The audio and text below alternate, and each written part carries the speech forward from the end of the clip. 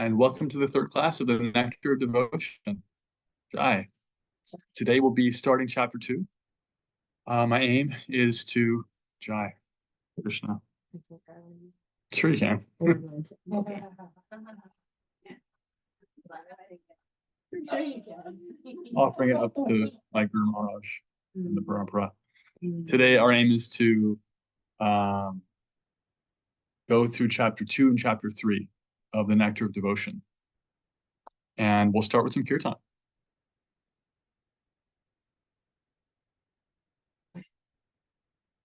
You put the audio.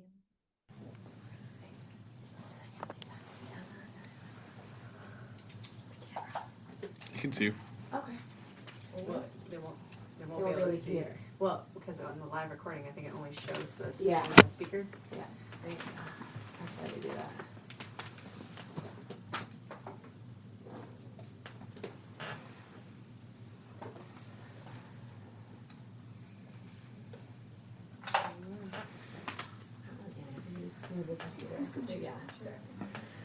Okay, sweet souls. Welcome. Let's take a clearing breath together. Inhale through your nose, fill up. Open your mouth, exhale, let it go. Opening prayers, inhale.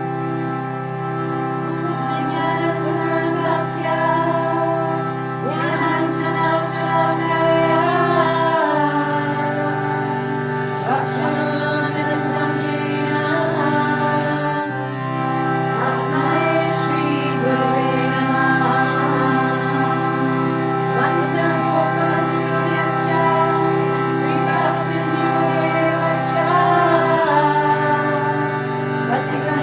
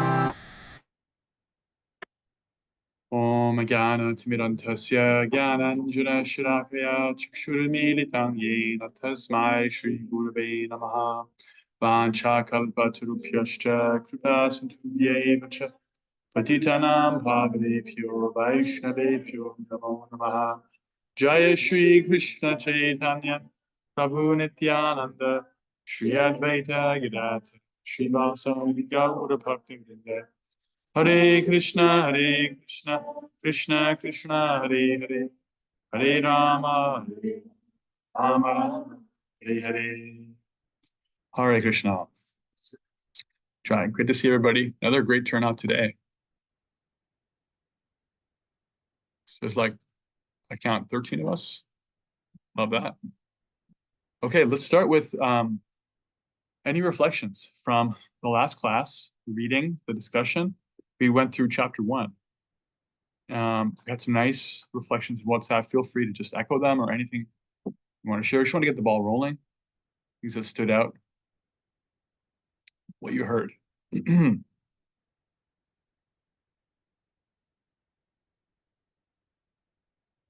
our qualities, when we're not in Krishna consciousness, are temporary. We were talking about someone not in Krishna consciousness has no good qualities, and what that means is like material qualities are not lasting, they're temporary, and they are quickly changing and affected by material energy and navigating it and going. So as we can develop, spiritual qualities, right, those are more lasting and not as easily blown around with the wind, if you will, with material energy. They can't hear, so I'll just repeat that your reflection was that that we were talking about the qualities of the devotee are consistent. The qualities we get from devotional service are the qualities of the soul, and because of that, there's a distinction. That even if somebody has good qualities in the material context, they have it temporarily. It's context dependent. So under some circumstance they may be this or maybe that, and sometimes they're not. So, but the spiritual qualities of the soul are eternal. They're not here today, gone tomorrow. Fair weather, this or like that. Thank you. Any more reflections? I love, I want to get closer to here. Oh, musicians audio? No. Well, I love when you said bhakti helps us to do what we want to do, but don't always have the strength to do or know how to do. And then I was reading about that in the chapter itself and just thinking about like the real impact of like Krishna consciousness, and the more that we like step into it and the more we use our service and really lean into that sincerity, the more that like that false ego really starts to burn away. He like talked about it like a forest fire and like 76 and things like that, and like thinking about it. Yeah, bhakti helps us to do what we want to do, but don't immediately have the power to do so. Yeah, and just the purificatory power of bhakti. Yeah, Prabhupada Goswami compared to a fire. Yeah, it's no competition between bhakti and karma. It's not a fair fight. Bhakti is more powerful by far, whether good karma or bad karma. They're just really, as we're going to get into today, both so-called good karma and so-called bad karma they're just two sides of the same coin. And bhakti is the superior energy of Krishna. It dwarfs any of our karmic background. Thank you. Any reflections from our online crew? Yeah. I have that I reflected on a lot. Radharani's gift is pure love of Krishna, and she's extending that to everyone, so not excluding. Yeah, the unconditional distribution of bhakti and how it's not something that we manufacture ourselves. It's actually descending. It doesn't have a material cause. That's going to be really relevant in today's class too, chapter 2. So let's get into that. So in chapter 2, this chapter is called The First Stages of Devotion. Srila Prabhupada shares from Rupa Goswami that there's basically three categories of bhakti. There's bhakti in practice, so that's sadhana bhakti, bhakti, devotional service in practice, and then devotional service at the level of ecstatic love, that's bhava bhakti, and then prema bhakti. So sadhana bhakti is what we're exploring here. This point, most of what we're going to look at for this Nectar devotion study is sadhana bhakti, devotional service and practice, which makes sense. That devotional service and practice leads to devotional service and ecstasy, leads to devotional service and pure love, right? So first, we have this discussion of how bhakti carries over, right? As he says, Srila Prabhupada says in the purport, devotional service is a continual process from one's previous life. No one can take to devotional service unless they have had some previous connection with it. For example, suppose in this life I practice devotional service to some extent. Even though it is not 100% perfectly performed, whatever I have done will not be lost. In my next life, from the very point where I stop in this life, I shall begin again. In this way, there's always a continuity, right? So, whereas that's not necessarily true about of our material endeavors, the body is destroyed, the mind and its contents, you get, a bit of a tabula rasa, you start again, you have some inclinations in this and that, but bhakti is eternally there. Whatever advancement you make, it's like a bank account that the bank never forecloses. There's never a government seizure of bank assets. It's like a permanent bank account. And we've compared it in previous classes to like a bucket that slowly, gradually becomes filled. Every drip, that's eternally to your credit. It's eternally a benefit of yours. So this is a very interesting idea, because if we trace it back, it means that if we're practicing bhakti, it's because we practiced bhakti before. So does anybody see the paradox in that? What happens if you trace it all the way back? Where did bhakti come from?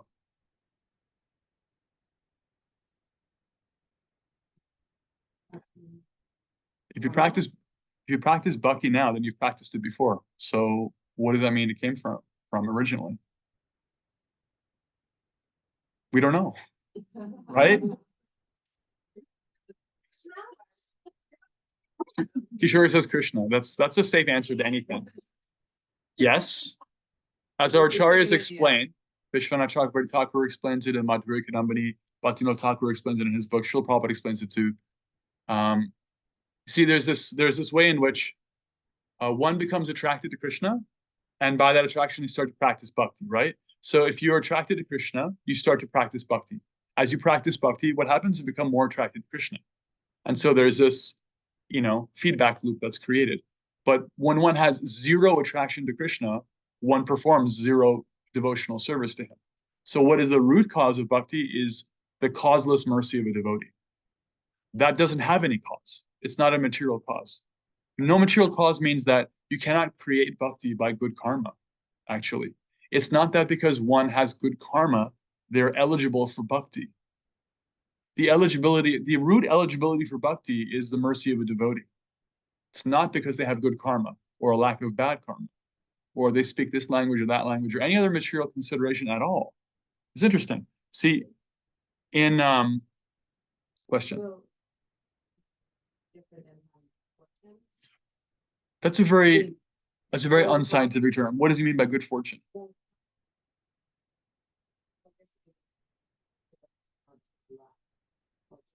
Define luck. Does luck exist in our philosophy?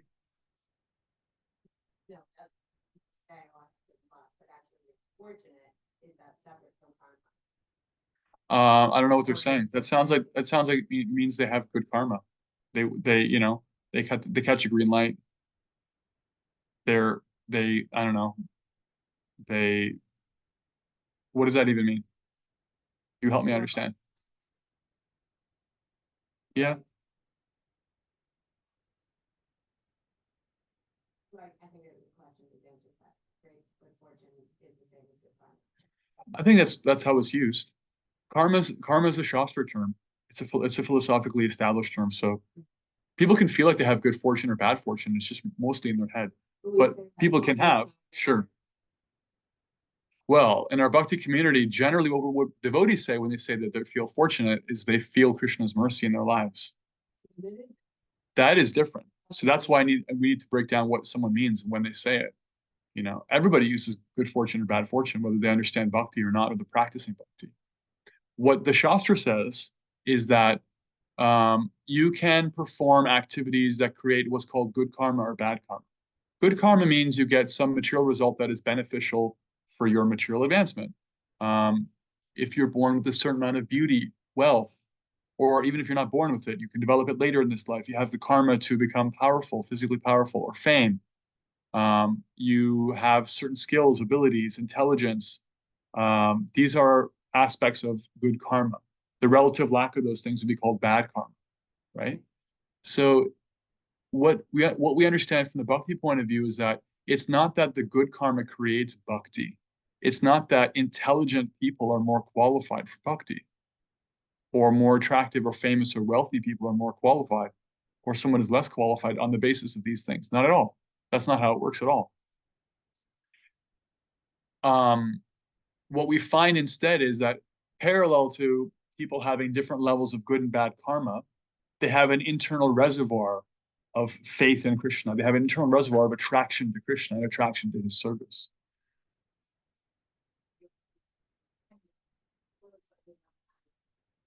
Is that like, yeah, how do we Mm. get to remember Krishna and millions of other people don't? How is it that we have had the good fortune, the bhakti fortune of remembering Krishna, and others didn't? Well, there's two ways of looking at it. Right.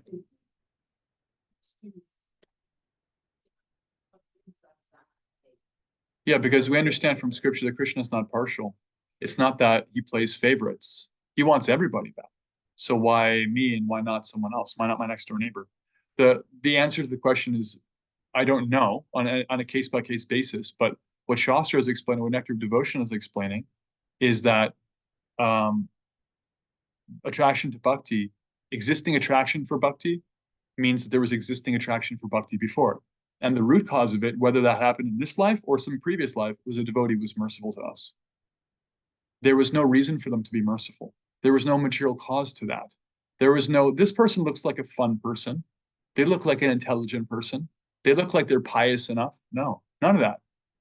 It's just they wanted to do good, the devotee. It's not random.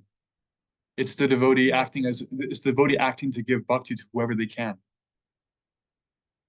That's not random. That's the choice of the devotee to give. And so it's good fortune in the ultimate sense that, like, you can. I heard a little anecdote put this way. There was a young man and an old man walking together on the beach, right? And the young man was very puffed up and proud of his intelligence. The old man had become very humble and wise with his age. And as they were walking, they were noticing there were so many starfish on the beach, right? And the young man was pointing out, yeah, these starfish, they can't live outside the water. You know that, right? They can't live like this. They're going to die here. The woman says, yeah, I know. And he would bend down whenever he could and pick a starfish up, throw it back in the water. And after a while, the young man turned and said, what are you doing? Don't you realize there's so many starfish here? You just like throwing a few back. You feel so good about yourself. You haven't even made a dent. From our perspective, nothing's changed. And the old man looked at him and said, yes, but from that starfish's perspective, everything has changed. So at some point or another, when a devotee extends their mercy, that changes the trajectory of a living entity, whether it's in this life or it's in a previous life. The root cause of bhakti is devotees. And because it's not a closed system, because it's not a one life proposition, one gets many, many chances to receive the mercy of devotees in person or perhaps through scripture. I mean, who wrote the Bhagavatam? Vyasadeva is a devotee. Sanjay is reciting Bhagavad Gita. He's a devotee. Who comments on these things? Devotees. Who chants the Maha Mantra, different mantras and devotional music? Devotees. Who worships the deities and establishes? Devotees. It's always some way in which our bhakti is going back to the devotees, right? And what's also important is that it's not caused by a material circumstance. It's not that because you're born in this part of the world or you look this way or that way, you're more qualified than someone else. We don't know that at all. It's actually very individual. I remember when I was a book distributor, my service as a brahmachari was to regularly go out and distribute books to people. And we would flag people down and say, how are you doing? Nice to meet you. These are books on yoga, meditation, and developing, a connection with the divine. And we'd have conversations, show them the Bhagavad Gita, and receive whatever donation they want to give, and let them go their way with the book. And you never knew. I just learned this from years of doing this. You never knew from looking at somebody what their deal was. If you're looking at them for material vision, so many times I would look at people covered with tattoos, living a really rough lifestyle. My mind would be like, there's no way. And they'd be like, so interested in what I have to offer. So they'd be like, God bless you for doing this work. This is really good work you're doing. You're talking, I really appreciate this. Here, I don't have much, but here's whatever I have. I really want this. And someone else would come and they look so together and so pious, and they would like spit at my feet practically. And it's just like their good karma, bad karma had nothing to do with what was the contents of their heart and their relationship with Krishna. And I realized very poignantly that my service was just to extend another opportunity for somebody else to remember again that they were on this path. And some people had more credit that way, and some people had less credit. And sometimes people had not that much credit, but for some reason they're like, actually, yeah, I've heard this book. Yeah, okay, I'll give you a donation, or teach me something from it. And I give them the Maha Mantra or something. You never know where you're kind of like sticking your foot in that river, like where they're at. But what we do know is that there's no material cause. It's not a material thing. So the devotee creates a preliminary attraction to Krishna, and Krishna's mercy follows the mercy of his devotee. In that way, he's not partial. He gives the authority to the devotee, who, after all, the devotee is also impartial. He gives the authority to the devotees to share with everybody. And then Krishna extends himself in following the mercy of his devotees. Does that make sense? Right? So, yes. And then it's free will for the living entity to decide, I will try to apply this even a little bit. Often, the devotees, depending on their level of skill, may find ways to engage people without their even being aware of it. I remember tasting prasad for the first time. I didn't know what it was. I just thought it looked delicious. And it was. And nobody explained to me, like, okay, I need you to sign this consent form. You're actually going to start to enter the bhakti path, because this is going to create a binding relationship with the divine. No, it's like, give me that halva. I want to try that. That looks really cool. And on some level, that affected my heart. But intentional bhakti, yes. Ultimately, to really make advancement to bhakti, you have to apply yourself intentionally, with intention and not tension. And so there's always that free will. It's not like somebody waves their magic wand and you become a devotee, but you don't. You plant these seeds, and the living entity can choose to apply themselves or not. And related to this understanding, we also have to see that what this means is that so there's a verse in the 7th chapter of Bhagavad Gita. Trying to remember how it goes. You have Bhagavad Gita on you? I'll look it up.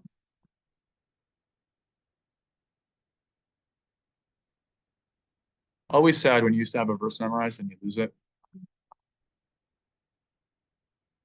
This is 7:28. Oh, there it is. Okay. Yeshang tvantigatam papam jananam purni karmanam te dvandvamoha nirmukta bhajanti mam dridafrita. The verse says that persons who have acted piously in this life and in previous lives are freed from sinful reactions, and they can very firmly attach themselves to service to me. This appears to be contradictory, right?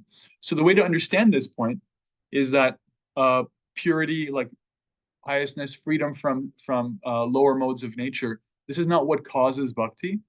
But as you're practicing bhakti, in order to create steadiness, being in the mode of goodness, being free from lower modes of nature and lower activities, creates steadiness. That's supportive of maintaining your practice in bhakti, right? Like somebody may become attracted to Krishna. They may start to chant Hare Krishna. They may start to practice the devotional lifestyle. The degree to which they are already in the mode of goodness, although the mode of goodness is itself spiritual, the degree to which their habits, their lifestyle, their attractions, and the mode of goodness will make it easier for them to stay practicing bhakti steadily. Here's an example.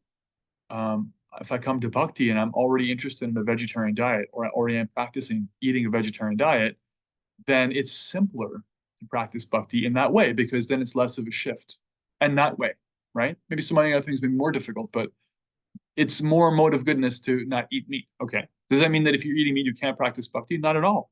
There's so many examples in this planet, people I know, like myself, and so many others, and also in Shastra.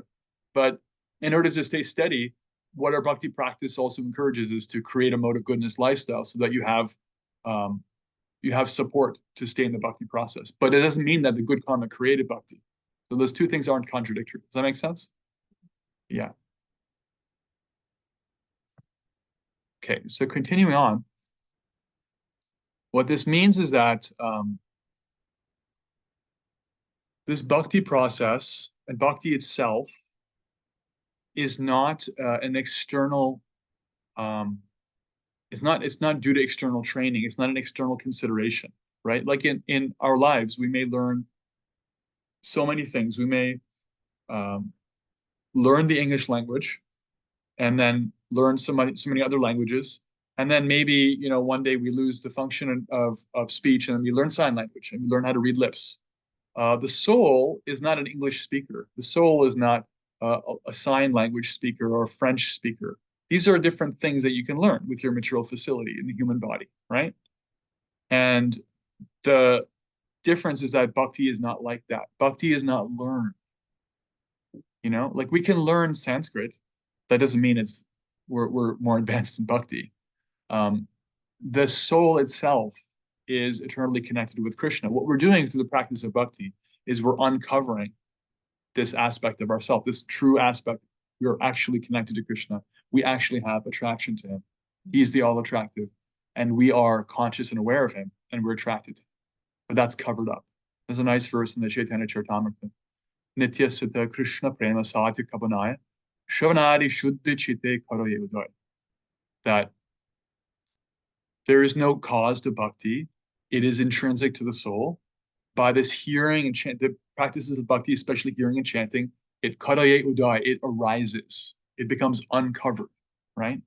Just like Lord Chaitanya says, the Cheto Darpanamarjanam, chanting of Hare Krishna cleanses the mirror of the heart. If a mirror is a mirror, it means you can see clearly in it. That's what a mirror is. It's a clear thing.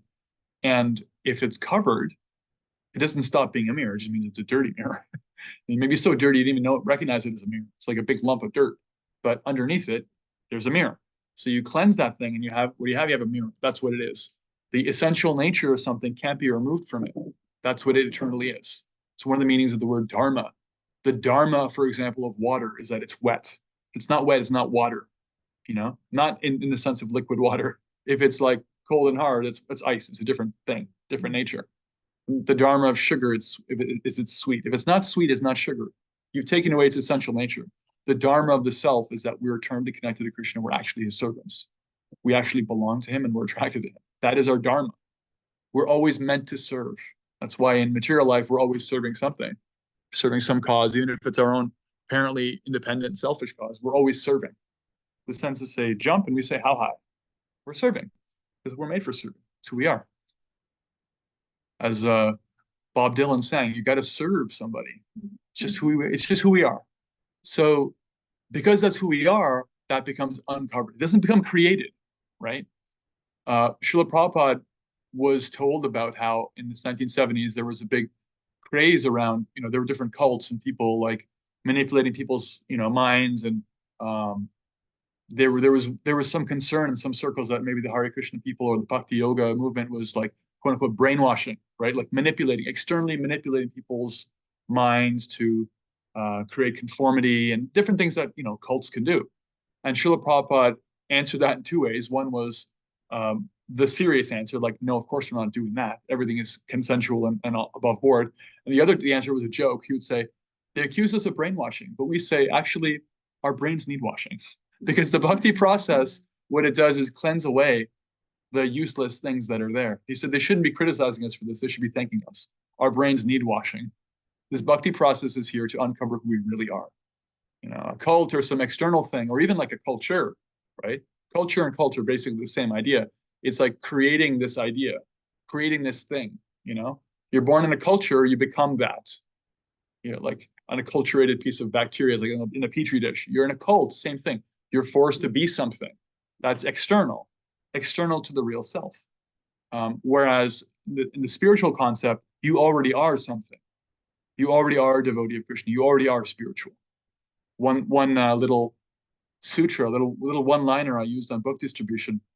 I would say hello to people and I'd say, "You look like a spiritual person. I can see it in your eyes." And I always made sure that I knew that I meant it. I made sure that I touched on that part of myself that meant that I knew that it's true, because they are a spiritual person. Everyone's a spiritual person. Whether they practice spirituality or they identify as a spiritual person, or they're wearing a shirt that says, "I love spiritual people and I'm one myself," or they're like an atheist or whatever. Everyone's a spiritual person. That's just who they are. And when you look at somebody and you tell them, you look like a spiritual person, it helps them remember that, oh yeah, I am a spiritual person, because it's true. It's just, you can't escape it. Whether they want to believe it or not, or they put themselves in this box or that box, that's a different story. But we're not introducing something foreign. The bhakti process is the process of uncovering our natural love for the divine, our natural connection to him. Right? Let's pause there. This is like halfway through chapter 2. See if there's any comments or questions or reflections on anything that was said so far. I just Tanya. love the concept that, where does bhakti come from? It's our inherent nature. It's already there. It's inside. It's because we are part of Krishna. We have that seed inside of our soul, and that our job is to, uncover all the layers of whatever's hiding it. I just love that.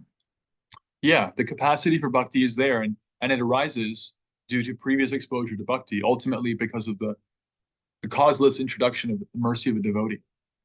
They don't create bhakti for us. They help us turn towards becoming attracted to Krishna.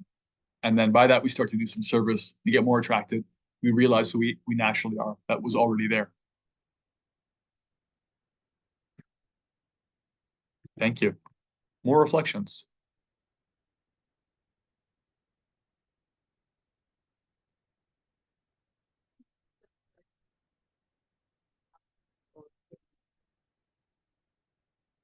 Feel like it's all enough, right? And so then they just never uncover the bhakti inside them.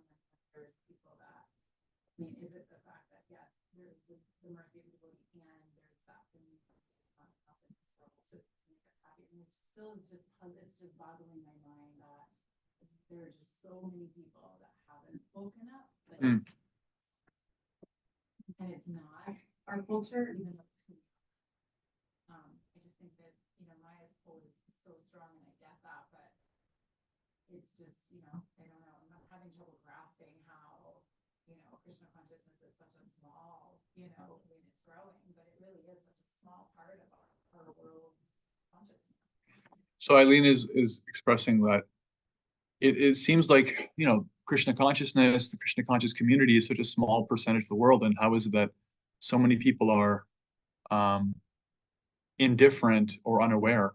I would actually argue that bhakti is not that much in the minority at all. I would argue that the main thrust of every legitimate religious tradition has been bhakti. And along with that, there are various rituals, rules, and regulations to support the growth of bhakti, and also various power structures, historical consequences, and artifices, and this and that. But in my experience, traveling around the world and talking to people, mainly as a monk, that's what I was doing when I was just being a monk, was talking to people and getting to know them and seeing. I experienced maybe 50-50. Yeah. 50-50, identifying as a spiritual being, identifying as a believer in the divine, identifying as a devotee in some tradition or another, and 50% not. And of those who aren't, very few of them were anti the idea of, they were just so busy with what they were doing, so occupied, that they didn't feel they had the time or energy or inclination to, like, maybe later, like, I don't have time for this right now. That was my experience. on like 5 different continents. And that's what I hear from people, is that there is bhakti under the surface of everybody, and it depends how who you're talking to, how far under the surface. Like maybe in a place like India or Nepal, or these very intact spiritual cultures where generation after generation there's been so much, deity worship and appreciation for Brahminical culture and, mantras and this and that, that it's like right under the surface. Or somewhere else, it's like further under the surface, but it's not actually like, it's not a sectarian consideration. Bhakti is not the property of the International Society for Krishna Consciousness. Bhakti existed before, it'll exist afterwards. But in my opinion, we're doing very powerful direct work in a way that's not being done so directly or without sectarian consideration. I think if you're truly interested in people practicing bhakti, you should be very happy to see a sincere Christian, a sincere Jew. You're very happy to see somebody actually trying to develop love for God in their tradition, because it's not different, you know? So, yeah. And then for those that aren't practicing in another faith-based practice,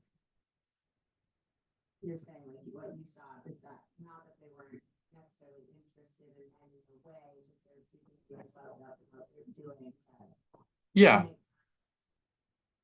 Well, yeah, those who aren't, even sometimes it's not even that simple. Like sometimes people identify as belonging to a certain spiritual tradition, but they themselves are not very spiritual. It's just cultural for them. And others who are not in a tradition are actually like, whether they want to admit it or not, they're actually pretty spiritual, and you can see it. But a lot of people are, they're just distracted. They're just carried away. Life is full of complications. They don't consider the question worth asking. They're, the Bhagavad Gita 4:13, I think. Srila Prabhupada in this purport talks about different reasons why people become averse to personal spiritual life. One is anger, because they're frustrated at hypocrisy. One is fear of a personal existence, because all relationships scares them, because all their experiences with the relationship are material relationships. And one is kama, deep attachment to material things. It's like they're so obsessed with the material situation. The idea of giving it up for something else or something greater just makes them afraid of losing their money, their sex, their food, their winning football team, whatever they're into. And so we've created a culture that inflames all those things. We've given people a lot of reasons to become attached to the material world, angry about spirituality, and afraid of personal spiritual existence, and very few reasons to listen to devotional people. That's Kali Yuga. That's the age we live in. That's what we're dealing with. But actually, my experience is everyone is looking for it. Whether they admit it or not, they're looking for it. They're looking for someone who inspires them. They're looking for people to talk about giving and not just have it be lip service. They want to learn how to give from that part of themselves that's not giving and expecting something back. They want that deeply. And that's only available in bhakti. Full stop. There's no material context for having that anywhere. It's only available in your relationship with the divine. So, yeah, and I think I'm just going to jump in. Hi, everyone. Mhm. So cool to see you guys like just now. And on the way home, I put on our very first Gi and Gita class, and that was cool. It's a while ago now, over a year, and like you were there, and you were there. I feel like Dorothy and those of us, like you guys are all there, and we're still here. And like that quote, whatever you just said about the earlier, the consistency of the devotee or something like that is so cool. But I think, and I've been, and also Shamya, I just want to say that the question that I asked this weekend, about the timeline, we had the exact same conversation in the first Gi and Gita about the, when it was first published in English, and I am just so struck by the fact that it's only been in English to our ears in America, or it's 225 years, and it's been around forever, and just our Judeo-Christian framework that most of us were brought up in here, in America with our our European descent, like we just kind of got forced into this sort of way of viewing God, I think, and spirituality and everything like that. And a lot of people talk about coming out of those religions feeling just having a negative experience or it wasn't enough. And I just think it's really interesting. These teachings that have been out there forever, but that have been kind of pushed away. I had a really interesting conversation with a math teacher at work today. And he had the big Pythagorean theorem on the wall. And I seem to be obsessed with Pythagoras after this weekend also, when we had a conversation about that. And we were just talking about how he was a renunciate and a vegetarian and believed in transmigration of souls and reincarnation, but we don't learn that part in school. But the math teacher brought up a really interesting point about how it was so troubling. The numbers when we first got math, I guess it was based on some system of five, it made sense with our fingers, but the concept of zero and infinity was really hard to come into like actual culture, because the church suppressed it. Because if there's no beginning and there's no end, then you can't go to heaven or hell. And it just is completely antithesis to what we're talking about.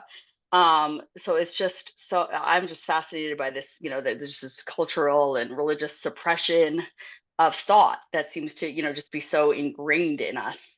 And I do think it's beautiful when bhakti can bring out the best of people's religions and make them feel closer to their original religion. But I think for so many of us, it's it's so far. And it's just when you zoom out, as we always say, it's just, you just see how like relatively new this is to all of us in the West. But really it's old is old. Yeah, it's natural. Bhakti's natural.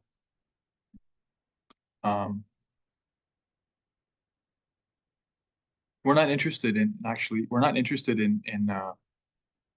a sectarian consideration. We're not interested in like pulling numbers away from other groups or increasing the size of our group. We're interested in increasing our bhakti to the divine person and helping others do the same. Full stop. And that's a worthy mission to take. That's the greatest, in my opinion.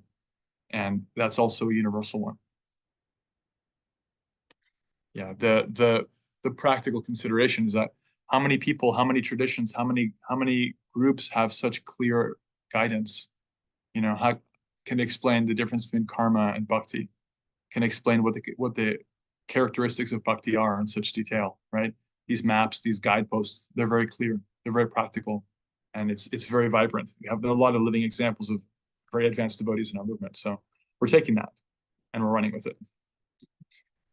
So to continue, Rupa Goswami defines sadhana bhakti, practice of bhakti, as the engagements of the engagement of the senses with spiritual sense objects, right?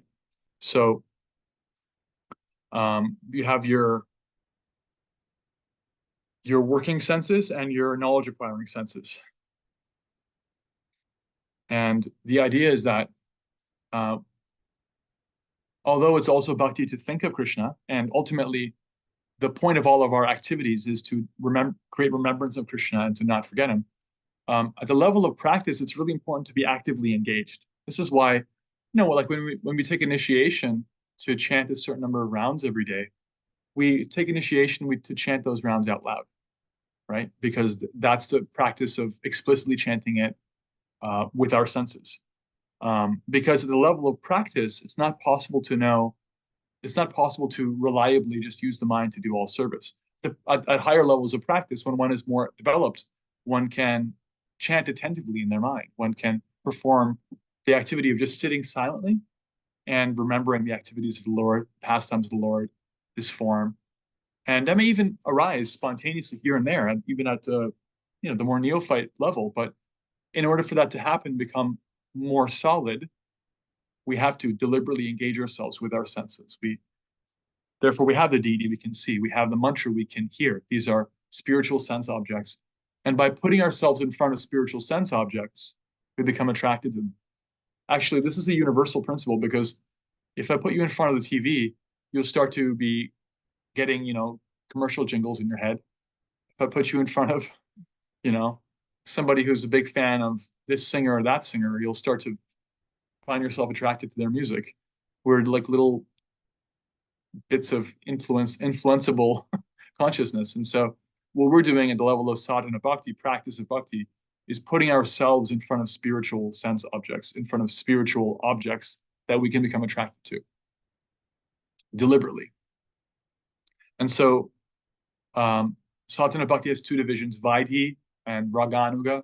Vaidhi means through practice. Vaidhi means you're not necessarily attracted to doing something. You do it because you hear it's a good idea and you're like, yeah, that could be right. I'm going to try this. I'm going to try to, for example, chant Hare Krishna, Krishna Krishna, Hare Rama, Rama Rama, Hare Hare. And I'm not going to do it for that long. You know, I know more serious devotees or whatever, they'll chant for this much. I'm going to try it for 5 minutes a day. I'm going to try that. But I'm going to do my thing. My thing is going to be 5 minutes a day. Maybe it's 30 seconds a day, whatever your thing is.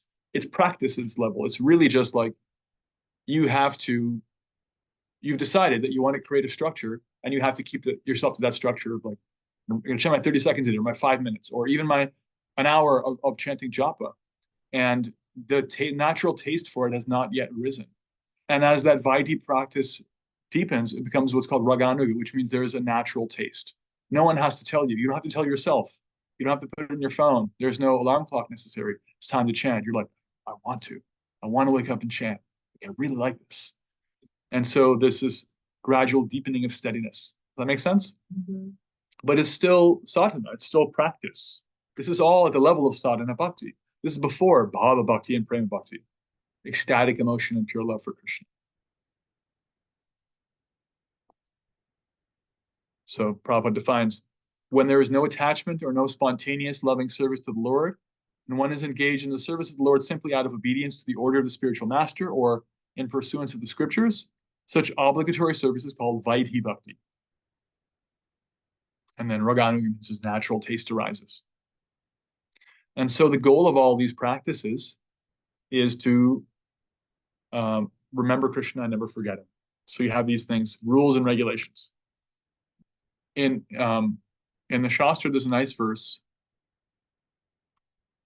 Smartavyang satatam Vishnu vismartavyang najatuchit sarva viti nisheta syud etayor eva kinkara, which means that one should always remember Krishna and one should never forget him. All the rules and regulations are servants of these things, of these two things. Always remember him, never forget him. So you have these like you could call principles, positive principles and negative injunctions or rules, right? Positive principle means chant the Lord's name, practice prayer, offer your food, associate with devotees, read scripture, the things you can do. All these positive practices that by doing them, one becomes attracted to Krishna. These are like the compasses. The compass gives you direction. This is where Krishna is, in this direction. Practice this, you become attracted. The rules are don'ts, right? Actually, in our movement, if you think about it, when we become initiated, we avoid 4 things and we accept one thing of chanting, but we're also accepting a lot of other things. We're accepting like associating with devotees, reading, even though there may not be like a formal initiation vow around that. The primary practice is the positives outweigh the negatives, but the negatives have a role too. They have a role. What is the role? They're like roads. Your compass can tell you where to go, but the road is the best way to get there. So you're not trying to cut through a swamp or like badlands or something. You want to get to where over there. That's Krishna. Okay. Well, show compassion to living entities, practice humility, eat in a certain way, move in the world a certain way, avoid causing offense to other living entities, avoid causing offense to devotees, these kinds of things. Avoid intoxication. Like it's difficult to know you're making spiritual advancement if your own mind is muddled by the mind-altering effects of different agents. It's like Srila Prabhupada compared it to pouring water while on the grass while trying to build a fire. It runs at cross purposes, right? So all the rules and regulations, all the do's and don'ts are servants of remembering Krishna and not forgetting him. All the do's help you remember Krishna. If you chant, it'll help you remember Krishna. If you read Bhagavad Gita, Nectar Devotion, to come to your Tuesday class, or you go read these books at home, it'll help you remember Krishna. All the don'ts help you to not forget him, right? Creating pollution in your mind supports forgetfulness. So living a lifestyle that avoids all of that pollution as much as possible protects us from forgetting it. But these are the two fundamental rules. Try to remember the Lord, try to never forget him. Everything else is in service to that. All the other rules and regulations. This has come up in our other classes. If you ever feel like there's too many rules and regulations or you don't know what to do, it all just boils down to two things. Ask yourself, what do I need to do right now to remember him? And what can I do right now that'll help me to not forget him? And if you don't know, talk to somebody who knows more than you and who you trust, and they'll help you on those two principles of what can I do in my life right now to not forget him and to support and remember him more. That's all it ever comes down to. Make sense? All right, and that's chapter 2. That's chapter 2. Srila Prabhupada ends this chapter by talking about the different orders of life in the Varnashrama system. Brahmins are teachers, Vaishyas, agriculturalists or collectors, and merchants and so forth. Whatever order of life you're in, ultimately you're meant to engage that in spiritual service so it can become spiritualized. We'll move on to chapter 3. Eligibility of the candidate for accepting devotional service. So, in this chapter, Srila Prabhupada talks about the 3 levels of devotees. We've talked about this at length in the Nectar of Instruction course. If you haven't taken that course, you can check out on YouTube under Nectar of Instruction. It's in the discussion for verse 5. Yeah, verse 5, the Nectar of Instruction. We talked about it at length, but we'll go over it again here a little bit.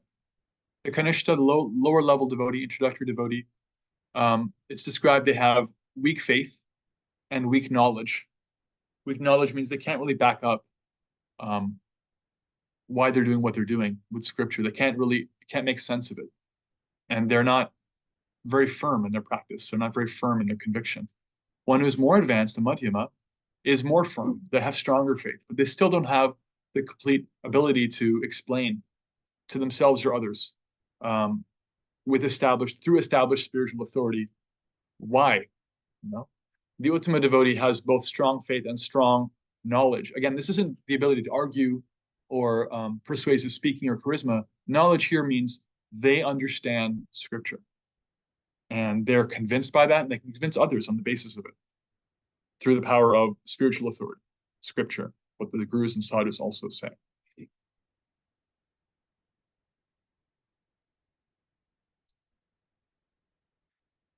And so the Kanishta level, the introductory devotee, is subdivided as per the Bhagavad Gita. Bhagavad Gita chapter 7, verse 16 talks about 4 different kinds of persons who render service to Krishna. One may be seeking alleviation of suffering. One may be looking for some wealth. One may have some curiosity. And one may be actually genuinely interested beyond intellectual curiosity in knowing and serving the Supreme Person, right? And so these 4 classes of persons will turn to the divine. So somebody may have some suffering. In fact, if you look at the world, everybody has some suffering. But the pious person, like the actually person with devotional credit, in the face of their suffering, they'll turn to the divine. They'll pray. That's a sign of their own devotional advancement. In the face of their financial problems, they'll turn to the divine. Is this pure devotional service? No. It's mixed with the material motive. Therefore, we're talking about the lower levels of devotion. However, they're still devotees. They're still in the game, right? And as one is more advanced, they may have some curiosity. And one who really actually realizes the greatness of God, as Prabhupada puts it, they are counted as more advanced than somebody who's just trying to alleviate suffering. So Srila Prabhupada gives some examples from scripture, like Dhruva Maharaj. Dhruva was a young boy. He was from a very regal family of rulers, nobility, and he was greatly insulted by his stepmother, who said to him, actually, your mother is an insignificant person. If you wish to sit on the lap of your father, better you die and take birth from my womb, because I am going to be giving birth, and my children will be the next heirs to the family. Your line is insignificant. And she was very harsh to him, and he was very angry. And he didn't know what to do about it. And through good association, he decided, I'm gonna worship God, get my wishes fulfilled, show her. And that's a material motive. But he practiced bhakti very intensely. And by that, he actually had the darshan, he had the vision of the Lord who appeared to him. When that happened, he actually just gave up. He declined any material benediction, said, actually, I was a fool. I was asking for broken bits of glass, and you've given me the greatest jewel. I was looking for all these insignificant things. So there's different examples of people coming to bhakti with material motives, and those motives actually become, in time, purified. So the idea is that anybody who turns to God has some devotional credit. That's a sign of their own devotional credit. But by the practice of bhakti, their motivations, their material motivations will become purified, and one becomes more and more interested in Krishna for his sake and God for his sake, not what he can do for me materially, right? And in the same chapter, Bhagavad Gita 7:19, a few verses later, Krishna says, Bahunang janmanamante jnanavan mam prapadyate. After many births, after potentially many births, one who is actually wise will surrender unto me, not just turn to me to get, more chips in the material game, to win, to avoid suffering, get money, get more knowledge. They'll actually sort of surrender. Surrender is a deep thing. Vasudevam sarvamiti samahatma sadurlabha. He says they surrender because they understand I'm everything. And such a soul is indeed rare. There's a way in which this surrender process is the mature fruit of trying to win in the material world, even if you're doing it while you understand there's God is real, but actually still just want to win, I want to get ahead. The process of doing that is you realize you can't win, and that inability to be God, combined with a conviction because of our previous devotional credit that there is God and I'm connected to Him, impels one to surrender. And so by doing that, they practice bhakti firmly. And by the firm practice of bhakti, they make very quick advancement. Does that make sense? So Srila Prabhupada writes in the section, it can be concluded that a person who is freed from the bodily concept of life is an eligible candidate for pure devotional service.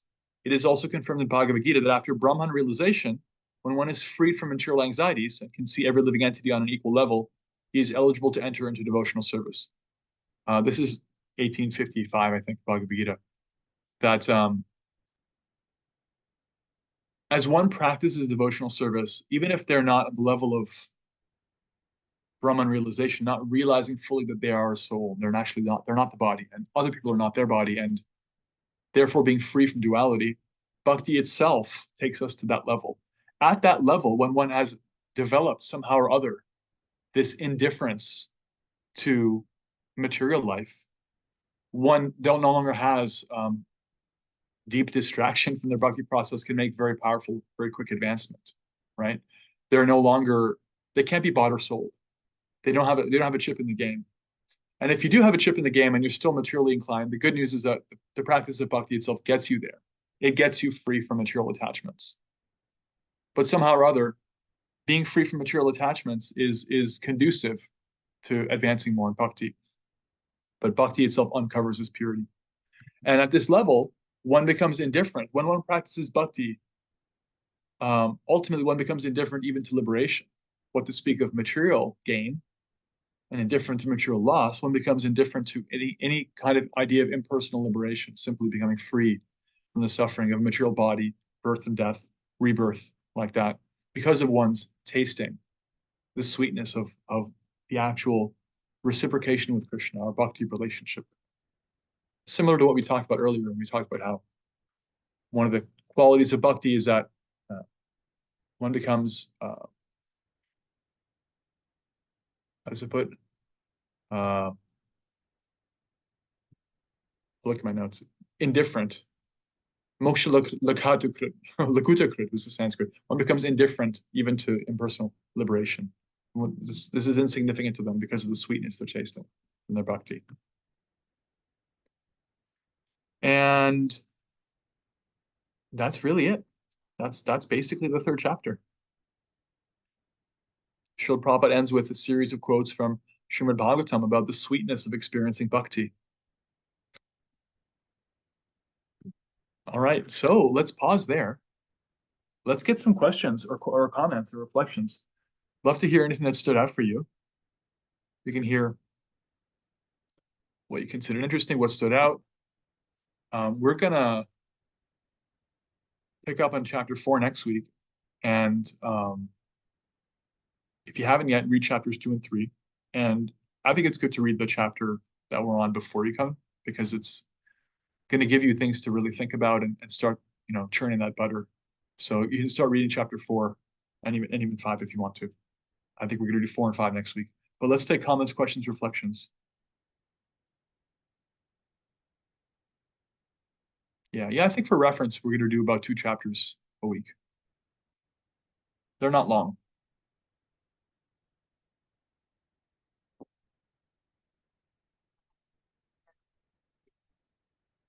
Yes, and share a reflection on whatever you heard or what you read, as always. Eventually, maybe. Eventually, maybe. I'll think of more creative ways to engage us. Okay, what did you hear? What stood out? Like the little nugget of like all the dudes. Yeah, all the do's help us to remember, and all the don'ts help you to not forget. Yeah, really practical, right? Yeah. And all of those do's and don'ts, all the do's and don'ts and all the scriptures of the world are boiled down to remember him and don't forget him. That's all the do's and don'ts are serving those two things. They're supporting one or both of remember him and don't forget him. Even like, be a good person. All that stuff about being a good person, which is important. I mean, in his book, Rupa Goswami says bhakti is so much higher than karma, but a devotee, they're not indifferent to how does he put it? They're still expert in ordinary dealings. They're not indifferent in ordinary dealings. So there's so many injunctions just to get people to act like human beings. But all of that is because if you can do that, you're not grossly selfish. You don't harden yourself from even the capacity to remember him. You don't just forget him. Because if you're lying, if you're cheating, if you lie, you got to remember your lie. You got to follow up on that lie. You create a whole web. You got to like live in that lie for some time. It's a lie, right? So being honest is just a lot simpler. It's a lot less burden to carry around. If you're not carrying that burden around, you got more room in your heart. So when scripture is telling you like be a good person, don't lie, it's going to help you have a more materially functional life, because who likes liars? But also ultimately it makes it so you have less junk you're carrying in your heart, which means you can actually see yourself and see Krishna more clearly, because that's just nonsense. Lying, violence, you know, um, dishonesty, breaking your vows, like that kind of stuff. It's just like good person stuff. It's actually just, it helps us to remember him and not forget, ultimately. Good, thank you. More reflections. What did you hear? Allison.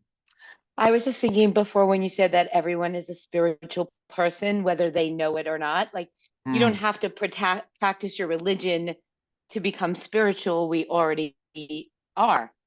Yeah. It's already within us. Next time you're walking in public, make eye contact with somebody and think to yourself, that's a spiritual person. Right. Right. Whether they know it or they don't, they're a spiritual person. And in fact, if you look at somebody in the eye, you can't help but see it. Like there's somebody looking back at you. It's different than looking at a rock.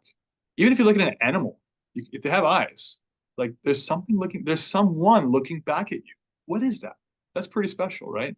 That's a spiritual part and parcel of Krishna, looking right back at you. That's a unit of consciousness. You don't get that looking at, piece of 2x4. The tree it came from, that's alive. No eyes though, so kind of hard to see, but there is a soul in there.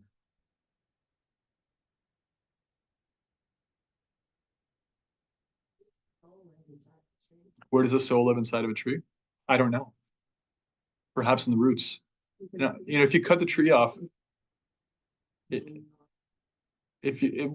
mean, the presence of the soul in the body is experienced by consciousness. It's like, I couldn't tell you, but if you cut a tree off, it can still live in the root level. The taproot is like the basic. You have to ask a botanist, but probably somewhere near the root system.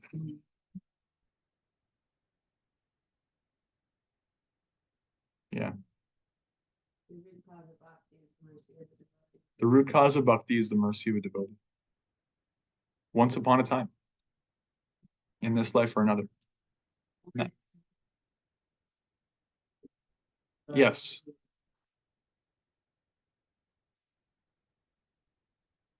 Yes. Well, yeah, in this movement, we're in the we're in the United States of America, and we're practicing a very serious level of like deliberately practicing bhakti because this International Society for Krishna Consciousness has a very mission oriented. It's a movement. It's moving. Let's follow Lord Chaitanya, who is moving. He's deliberately trying to share bhakti with everybody. So that's why we see so many people come.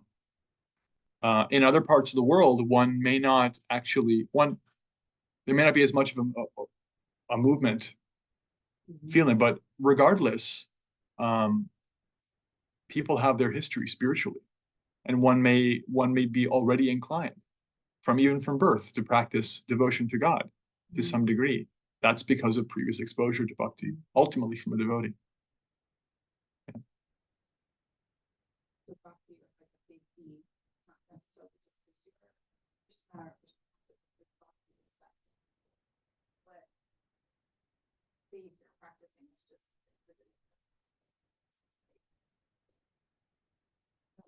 Yeah, yeah, bhakti is a religion of the soul, and it manifests in different traditions and times and places and cultures and languages, clothes.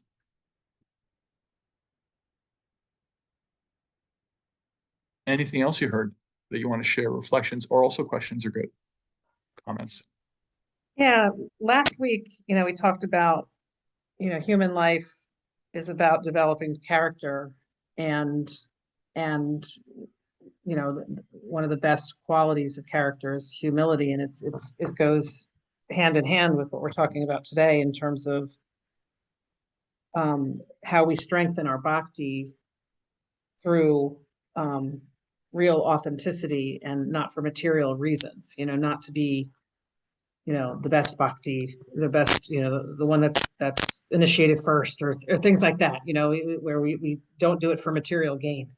We do it with that humility, that character that we're building. And it's interesting to me that you talked today about if you get to that point where you're actually not even, you're indifferent to liberation too, that's the ultimate state of humility toward it. Yeah, as you practice bhakti, you're going to get a lot of different potential distractions come your way, because you'll get free from suffering. And it's like, is that where you're after? Because once you're free from suffering, do you still practice? Because are you aiming for pleasing Krishna and developing love, or are you just aiming to get free from suffering and have more comfort? And the material energy will offer these incentives to you, because her job is to keep away the insincere. That's her whole thing. She's actually like, she's keeping away those who don't really want Krishna from wasting his time and theirs. And maybe you start giving classes like me, or you get respect and attention. It's like, is that going to go to your head? Are you doing it for that? Or you want to be the best at this? Like you said, am I the first initiated? Is that my thing? Is like I'm senior among all my god siblings? I'm the boss finally. Is it that? Is it because I lead a really nice kirtan? People praise me for it, or are you really just like trying to please Guru and Krishna? And nothing can substitute for that, and nothing can get in the way in the way of it. If you actually have it, then you can get praise or not praise, and it won't matter. There's always the opportunity for pure service. Always that thing. And there's always going to be the opportunity for some distraction. That's Maya's service to Krishna. Like, yeah, you've got some bhakti. Why don't you call it a day? Why don't you take it easy, rest on your laurels? Let's not be fanatical. Go back to Godhead maybe one lifetime, not now. How about you just take it easy for now? She'll say these things. Thank you. Eileen had something.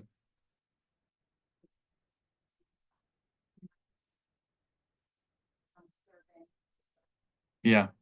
She said almost the same thing, that just to be fixed to serve just to serve for no other motive. Yeah.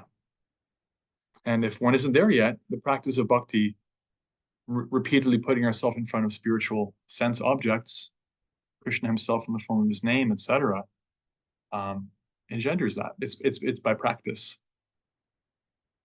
Practice makes perfect. In fact, it's easier than creating a material habit because you're not actually making something. You're uncovering what's already there. We're already inclined to be attracted to Krishna at the level of the soul. No one's inclined to learn language or do anything material. It's all just material practice to get those things to happen. But it's like getting a bird to fly. They're made for it. We give this example. They may not know it. They may be afraid to jump out of that nest, but the mom knows. And she's like, no, you're going to go. Spread those wings. You are made for this. And they fly. It's their dharma. Okay, any more comments, questions, reflections before we end? I just have one question. Yes. If you don't mind, if it just was something I forgot to mention in chapter 1 under the characteristic of all auspicious. It was just such a beautiful sentence, but it seems so big to me. I was wondering if you could elaborate. It says, a person who is engaged in devotional service is in full Krishna conscious is to be understood to be doing the best service to the whole world and to be pleasing everyone in the world. In addition to human society, is pleasing even the trees, animals, and because they also become attracted to such a movement. That just seems so huge, like, to me, that I've just been meaning to ask that to you. Like, how are you doing the best service for the whole world and pleasing everybody by being Krishna conscious? Well, or having that in the context, characteristic? yeah. And the context is that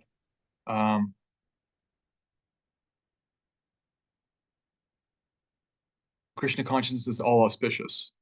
Auspicious means like what's actually beneficial, right? What's actually good for. So in that section, Prabhupada talks about bhakti helps uncover our own spiritual qualities. We talked about this with your comment earlier that the soul has these qualities that are sometimes exhibited temporarily or contextually in material life, but they become really firmly ours when we practice bhakti. And in this context, what you're talking about, I'm looking at the paragraph here. Krishna conscious state, okay, from the Padma Purana, quote, a person who is engaged in devotional service and full Krishna consciousness is to be understood to be doing the best service to the whole world and to be pleasing to everyone in the world. In addition to human society, he's pleasing even the trees and animals because they also become attracted by such a movement. So the idea is that we all leave our mark, right? Everybody is leaving their mark on the universe. And, let's say you get 100 different people and you look at how they walk through the woods, what they do. Some people walk through the woods and litter. Some will walk through the woods, cut down trees, take it with them. Some will walk and feed the squirrels. Some will create a conservation agency to protect the forest. And some will do any or all these things, but they'll also chant. They'll chant spiritual sound vibration for those tree embodied or squirrel embodied or caterpillar embodied living entities to hear. And the benefit that they're offering to those living entities goes beyond good karma. It's materially better to have a conservation agency or to be gentle and kind to the animals than to just pollute and recklessly endanger and so forth. That's true. And I'm not gonna say we're therefore, because we're practicing bhakti, we can be indifferent to the world. But there's a way in which when one practices bhakti, they automatically create benefit for everyone around them spiritually, right? I remember just when I first started associating with devotees, when I would hang out with my devotee friends, because I thought they were cool and I liked what they were doing, they always had prasadam on them. And we'd be walking around downtown Toronto and somebody would be begging us for food or money, and they'd always have some prasad with them to give. And that prasad was food that had been offered to Krishna deliberately and intentionally for his pleasure, and they just gave it away. Now, you can give food to anybody. That's a good karma activity, especially if it's food in the mode of goodness. But if you're choosing to, as they were, deliberately connect people to Krishna, then that's a spiritual activity. And somehow or other, people are going to get their bellies full but how many people are going around doing spiritual service for others, right? This is a categorically different thing. And so that's an example of how one can make a difference at the level of the soul, alter somebody's trajectory spiritually by practicing bhakti, right? So the analogy given in the Srimad Bhagavatam is that when you water the root of a tree, the whole tree is served, right? And if you try to serve the tree by going up to each leaf and individually serving it, you won't have a lot of efficacy. It's not how it's built. It actually has a root for a reason. And there's too many leaves. You can't find them all. You can't even get there. You can't even count them. It's not possible. So similarly, like if we're trying to create service to the universe, like what are you going to do? Go to every like microbe and have a conversation with it and serve it, and you can't even count them. Can't even count the number of grains of sand on a beach. But best thing you can do with your time is to turn yourself to that root, right? And then if you're face to face with somebody, some part and parcel of Krishna, if you're dedicated to Krishna's service, he'll give you the intelligence how to deal with this person, this living entity, this part and parcel of them, human or otherwise, because they're his, right? Whereas so many people who are like, they create or dedicate themselves to this cause or that cause are like awful in their private lives or indifferent to the other problems in the world because they have to be so focused to be excellent at like, I'm just here to save the whales, right? Great cause.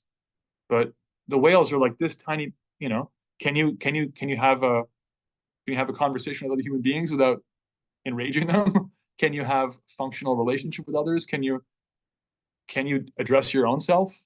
Can you deal with those how about those ugly animals, the ones that don't have like really attractive causes behind them? Save the pandas, save the koala, save the whales. What about the, skunks? Do you care about those? Mosquitoes? Not really. Can you care for your enemy? The one who attacks you? Can you see them as a spiritual entity? These kinds of considerations, you can only do that if you're actually aiming at the root. So ultimately, again, all auspicious qualities like compassion are there in the spiritual context in a perfect way, where they're not perfectly apparent for somebody who's got some material compassion.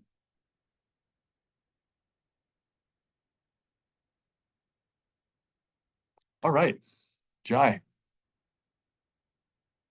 Srila Prabhupada ki jai. Srila Rupa Goswami ki jai. Sri Nectar of Devotion ki jai. See you next week for chapters 4 and 5. So read those and give comments in the WhatsApp, please, of anything you heard. Love to hear reflections. Want to have at least one reflection from everybody. They're really powerful and priceless. So please don't deny us that. And we'll end by just offering our obeisances to the Vaishnav devotees of the Lord. Vancha kalpatarupyashcha kripasantubhyev cha patitanam pavanebhyo vaishnavebhyo namo namaha. Hare Krishna. Thanks, everyone. And thanks to our online crew. Thank you. Hare Krishna. Hare Krishna.